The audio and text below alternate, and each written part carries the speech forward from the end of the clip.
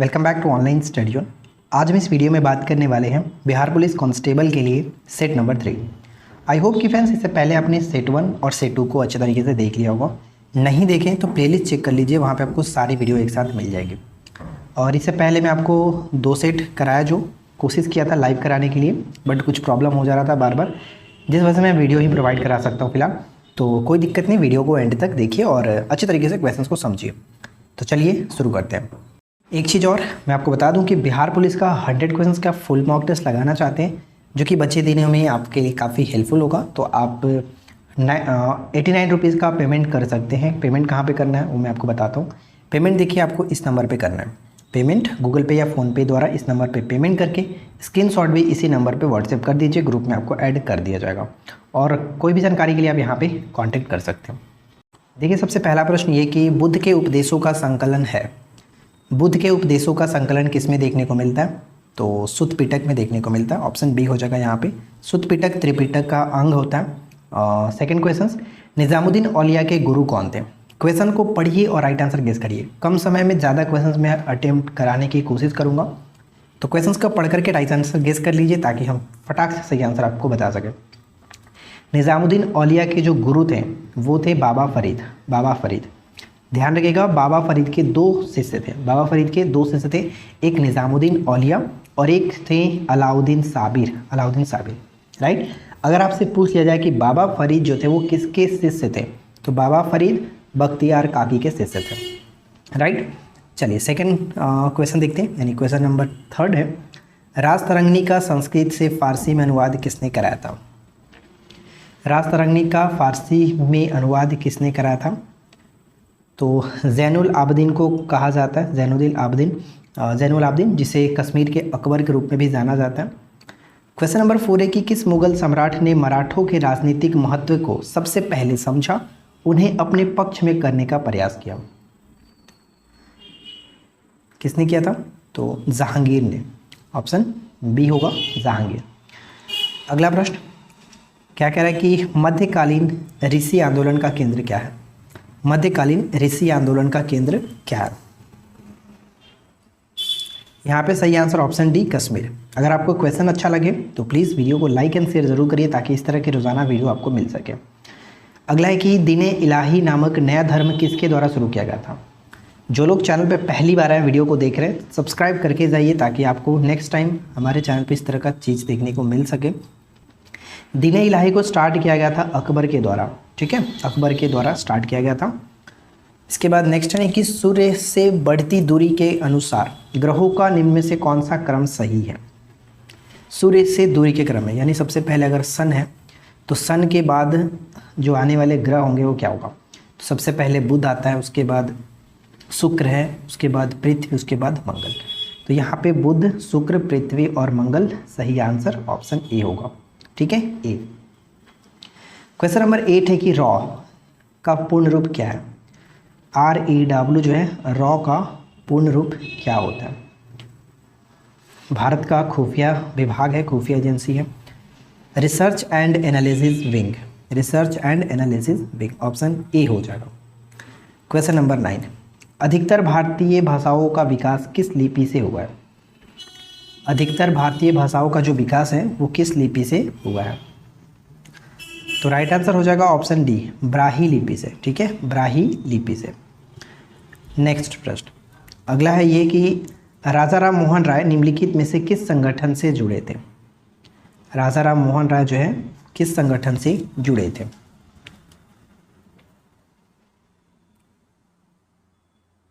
तो option A होगा, आत्मीय सभा। आत्मीय सभा जो कि 1815 है, जबकि ब्रह्म समाज आपका 1828 था। तो दोनों डेट याद रखें, इंपॉर्टेंट रहेगा। भारत का ब्रह्म समाज जो कि बाद में ये टूटा तो अलग हुआ था, 1866 में पहली बार इसमें फूट पड़ा था। निम्नलिखित में से कौन सा जो द्रव है सोने और प्लैटिनम जैसे धातुओं को भी घोल सकता है? वो धातु कौन सा है? तो एक्वा रेजिया, ठीक है, एक्वा रेजिया यहाँ पे बिल्कुल सही आंसर होगा। ध्यान रखिएगा, HNO3 और HCl का ये घोल होता है। नेक्स्ट वन है कि भारत के जनसंख्या अध्ययन से किस जनगणना वर्ष को जनसांख्यिकी विभाजन कहा जाता है? यानी इस वर्ष बहुत ज़्यादा डिफरेंसेस हुआ था, इस वजह से इसको जनसांख्यिकी विभाजन के नाम से जाना जाता है। यह है 1921। 1921। शरीर की सबसे बड़ी धमनी कौन सी है? शरीर की सबसे बड़ी धमनी कौन सी है? तो है महाधमनी, जिसे हम लोग इंग्लिश में एरोटा कहते हैं। ठीक है, एरोटा। निम्नलिखित युग्मों पर विचार कीजिए। तो देखिए, एक तरफ नृत्य और दूसरी तरफ उससे संबंधित राज्य है, तो कौन सही तरीके से मैच किया गया ये आपको देखना है, कौन सा युग्म सही है। तो ध्यान देंगे तो गरबा गुजरात सही है, मोहिनी अट्टम उड़ीसा ये तो गलत हो गया, यक्षगान कर्नाटक ये सही है, मोहिनी अट्टम केरल के साथ होगा। तो 1 और 3 यहाँ पे सही होगा, ऑप्शन सी। नेक्स्ट प्रश्न, निम्नलिखित में से कौन सी एक रूपांतरित चट्टान नहीं है? रूपांतरित चट्टान नहीं है। चट्टान के जो 3 प्रकार हुआ, अग्नेय, अवसादी और रूपांतरित, तो रूपांतरित चट्टान के अंतर्गत निम्नलिखित में से कौन सा नहीं आता?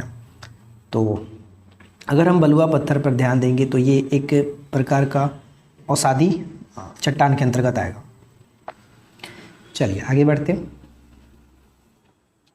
इसके बाद हमारा नेक्स्ट प्रश्न बनता है, भारतीय सेना ने गोवा को पुर्तगालियों से कब मुक्त कराया और इसे केंद्र शासित प्रदेश घोषित किया? पुर्तगालियों से गोवा को कब मुक्त कराया गया था, ये प्रश्न आपसे पूछा जा रहा है।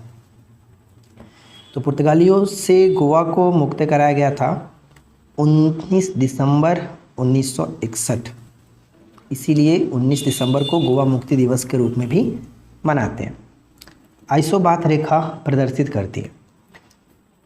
देखिए, मानचित्र पर जो भी विभिन्न रेखाएं हैं जो 2 चीज़ों को जोड़ता है, समान वर्षा वाले, समान ऊंचाई वाले, समान तापमान वाले, इस तरह के चीज़ों को मैंने एक ट्रिक के माध्यम से अपने चैनल पे कराया हुआ है। जो लोग नहीं देखे, जिनको याद करने में दिक्कत होता है, जा कर के आसानी से उस चीज़ को समझ सकते हैं।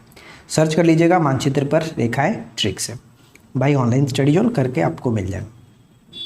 आइसोबाथ यहाँ पे सही आंसर हमारा क्या बनेगा? तो ऑप्शन हम डी को टिक करेंगे। ठीक है, आइसोबाथ क्या कहने का मतलब कि समान गहराई वाले जो क्षेत्र होते हैं उनको मिलाने वाली जो रेखाएं होती हैं उसको आइसोबाथ कहा जाता है। यानी ज़्यादा गहराई में जाकर के बात नहीं करना है, ये चीज़ याद रखना है। हिंदुस्तान जिंक लिमिटेड का मुख्यालय कहाँ स्थित है? हिंदुस्तान जिंक लिमिटेड का मुख्यालय पड़ता है उदयपुर में। उदयपुर में। इसके साथ भारत में ब्रिटिश को फ्रांसीसी चुनौती का अंत हुआ, यानी कि किस युद्ध के पश्चात ब्रिटिश को फ्रांसीसी चुनौती का अंत हुआ? फ्रांसीसियों का अंत हम यहाँ पे कह सकते हैं वांडीवास का युद्ध। और ये युद्ध हुआ कब था? तो 1760 में वांडीवास का युद्ध। नेक्स्ट प्रश्न, किस संधि के तहत ब्रिटिश कंपनी को मुगल शासक शाह आलम द्वितीय से बंगाल, बिहार और उड़ीसा की दीवानी अधिकार प्राप्त हुआ? दीवानी अधिकार प्राप्त हुआ तो वो संधि कौन था? इलाहाबाद की संधि। 1765 इलाहाबाद की संधि, बक्सर के युद्ध के पश्चात जो संधि हुआ। नेक्स्ट देखिए, निम्नलिखित को सुमेलित कीजिए। तो मैच करिए क्या होगा। चलिए हम एक एक करके मैच करते हैं। India wins freedom, Abul Kalam Azad. First का 2 के साथ कहाँ पे मिल रहा है? फर्स्ट का 2 के साथ यहाँ पर भी है, यहाँ पर भी है। बी का 1 तो मिल गया, चलो इसको कुछ करना नहीं है। रन्स एंड ड्रून्स जो है वो सुनील गावस्कर हो गया। न्यू इंडिया, यंग इंडिया जानते हैं आप, यंग इंडिया महात्मा गांधी, और न्यू इंडिया एनी बेसेंट। यानी कुल मिलाकर देखा जाए तो हमारा सही आंसर ऑप्शन ए होगा। ठीक है, ऑप्शन ए। सूफी आंदोलन के संबंध में मुरीद किसे कहा जाता है? मुरीद। सूफी आंदोलन जब मैंने आपको चैप्टर कराया हुआ था उसमें ये चीज़ बताया गया था कि मुरीद जो होता है, हम जो लोग सूफी संतों से शिष्यता ग्रहण करते हैं उनका कहा जाता था मुरीद। ठीक है, मुरीद। दारा सिकों ने किस सूफी सिलसिले को अपनाया था? दारा सिकों ने किस सूफी सिलसिले को अपनाया हुआ था? कादरी को। कादरी को अपनाया हुआ था। कौन सा एंजाइम सुक्रोज को ग्लूकोज और फ्रुक्टोज में बदलता है? सुक्रोज को ग्लूकोज और फ्रुक्टोज में बदलता है। वो एंजाइम हो इन्वर्टेज। Invertase, option B. निम्नलिखित में से किस इतिहासकार ने शाहजहां के शासनकाल को मुगल काल का स्वर्ण युग कहा है? मुगल काल का स्वर्ण युग कहा है? तो A L Srivastava. A L Srivastava सही आंसर, ऑप्शन सी। निम्न में से कौन सा कथन गलत है?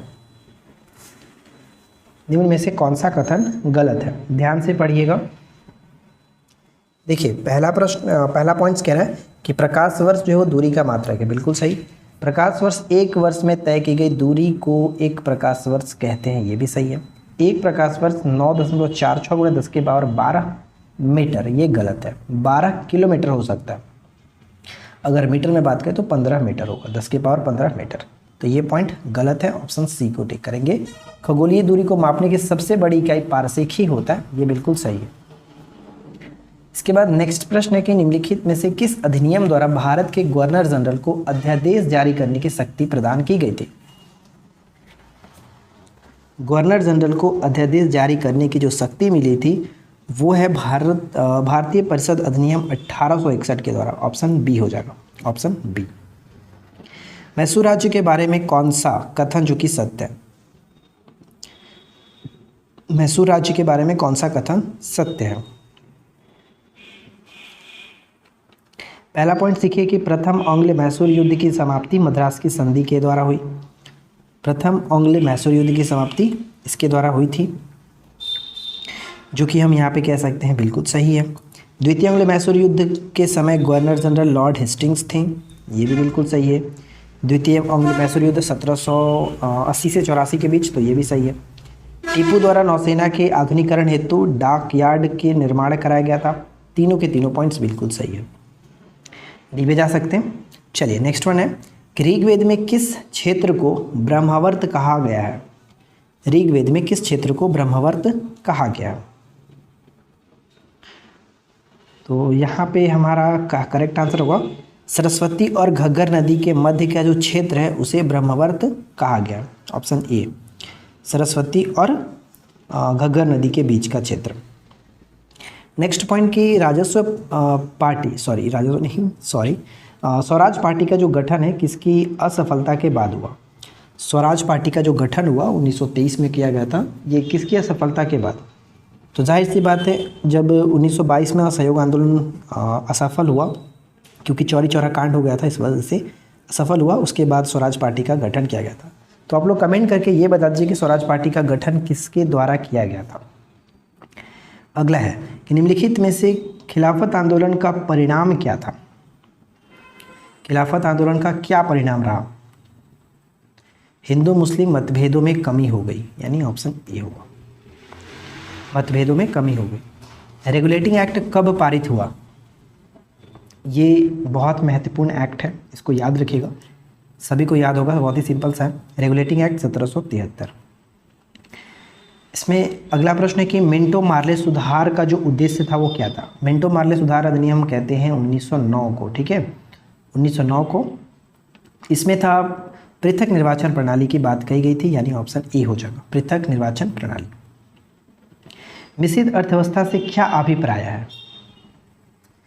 मिश्रित अर्थव्यवस्था से क्या अभिप्राय है? तो यहाँ पे हम बी को टिक करेंगे। सरकारी एवं निजी क्षेत्र का सह अस्तित्व जो है वो हम कह सकते हैं मिश्रित अर्थव्यवस्था के संदर्भ में कहा जाता है। इस पॉइंट को याद रखिएगा। अच्छा, अगर आपसे कभी कभी पूछ रहे कि भारत की जो अर्थव्यवस्था है किस प्रकार की है, तो मिश्रित अर्थव्यवस्था है। और भारत में मिश्रित अर्थव्यवस्था कब अपनाया गया था? दूसरी पंचवर्षीय योजना में अपनाया गया था, ये चीज़ याद रखिएगा। अब आपसे एक सवाल है कि दूसरी पंचवर्षीय योजना किस मॉडल पर आधारित था और इसका समय कब से कब था और इसमें किन उद्योगों की स्थापना की गई थी, यानी किन प्लांट की स्थापना की गई थी, आप कमेंट करके बताएंगे। आर्थिक विकास एवं दृष्टिकोण से भारत की गिनती होती है, भारत की जो गिनती होती है वो हम कह सकते हैं विकासशील राष्ट्र के रूप में होती है, विकासशील राष्ट्र के रूप में होती है। निम्नलिखित में से किसने स्वयं को हिंदुस्तान का तोता कहा था? तोते हिंद के नाम से जाना जाता है अमीर खुसरो। ऑप्शन सी, अमीर खुसरो। इसके बाद देखिए नेक्स्ट प्रश्न क्या है कि भारत में सूफी समुदाय का संस्थापक किसे माना जाता है? भारत में सूफी समुदाय का संस्थापक मोइनुद्दीन चिश्ती को मानते हैं। तो ध्यान रखिएगा, मोइनुद्दीन चिश्ती। मानव शरीर की सबसे बड़ी ग्रंथि होती है, मानव शरीर की सबसे बड़ी जो ग्रंथि होती है वो कौन सी है? यकृत मानव शरीर की सबसे बड़ी ग्रंथि मानी जाती है? Option A. सीपीयू का वह भाग जो अन्य सभी कंप्यूटर कंपोनेंट की गतिविधियों को कोऑर्डिनेट करता है वह कौन है? वो है control unit. Control unit, option C. Himalaya का पाद प्रदेश निम्न में से किस नाम से जाना जाता है? हिमालय का पाद प्रदेश, बहुत ही सिंपल सा क्वेश्चन है। देखिए, इस प्रश्न का राइट आंसर मैं सोच रहा हूँ आप लोग कमेंट करके खुद बता देना, क्योंकि इस क्वेश्चन को क्या ही हम कमेंट करें, मतलब क्या ही हम राइट आंसर गेस करें। चलो कोई नहीं, हम आपको बता ही देते हैं। शिवालिक याद रखिएगा, हिमालय का पाद प्रदेश शिवालिक के नाम से जाना जाता है, ऑप्शन डी। चलिए नेक्स्ट वन है कि धान का खैरा रोग या फिर लघुपत रोग किस तत्व की कमी के कारण होता है? धान का खैरा रोग या फिर लघुपत रोग किस तत्व की कमी के कारण होता है? तो ऑप्शन ए हो जाएगा जस्ता, जस्ता की कमी के कारण। अगला सवाल, सेल। सेल नाम जो है किस जीव वैज्ञानिक ने सर्वप्रथम दिया था? सर्वप्रथम सेल है कोशिका कह सकते हैं, जो जानते हैं, सबसे पहले दिया गया था रॉबर्ट हुक के द्वारा, ऑप्शन सी, रॉबर्ट हुक। कोशिका में राइबोसोम की अनुपस्थिति में निम्न में से कौन सा कार्य संपादित नहीं होगा? One of the most important question. अगर कोशिका में राइबोसोम उपस्थित ना हो, यानी इसकी अनुपस्थिति में कौन सा कार्य नहीं होगा, तो प्रोटीन संश्लेषण नहीं होगा। ये बहुत बार रिपीट हुआ है, अलग अलग एग्जाम्स में हमेशा पूछा जाता रहता है। बीटल और फाइमीना किसकी नस्ल है? बीटल और फाइमीना जो है वो बकरी की नस्ल है। इसके बाद देखिए अगला जो सवाल है, संजय डुबरी टाइगर रिजर्व निम्नलिखित में से किस राज्य में स्थित है? टाइगर रिजर्व है, किस राज्य का टाइगर रिजर्व है? संजय डुबरी का संबंध हो जाएगा मध्य प्रदेश के साथ, ऑप्शन ए। अब आगे बढ़ने से पहले एक छोटा सा रिक्वेस्ट तो कर ही सकता हूँ कि जो लोग अभी तक वीडियो को देख रहे हैं, लाइक नहीं किए, प्लीज़ लाइक कर दीजिए और चैनल को सब्सक्राइब कर दीजिएगा। और जो लोग लाइक कर रखे हैं उनको दिल से धन्यवाद, इतना सोचने के लिए यार, इतनी मेहनत को ध्यान में रखने के लिए। शुद्ध वर्तनी का चयन करिए। स्टार्टिंग में मैंने इंग्लिश के कुछ क्वेश्चंस नहीं लिए थे, तो उसके लिए माफ़ी चाहूँगा। शुद्ध वर्तनी का चयन करिए। देखिए, अगर हम कुमुदनी को देखें कि कौन सा सही होगा, तो ऑप्शन सी बिल्कुल सही आंसर है, कुमुदनी। कुमुदनी जो होगा वो सही होगा, कुमुदिनी, इस तरह से सही होगा।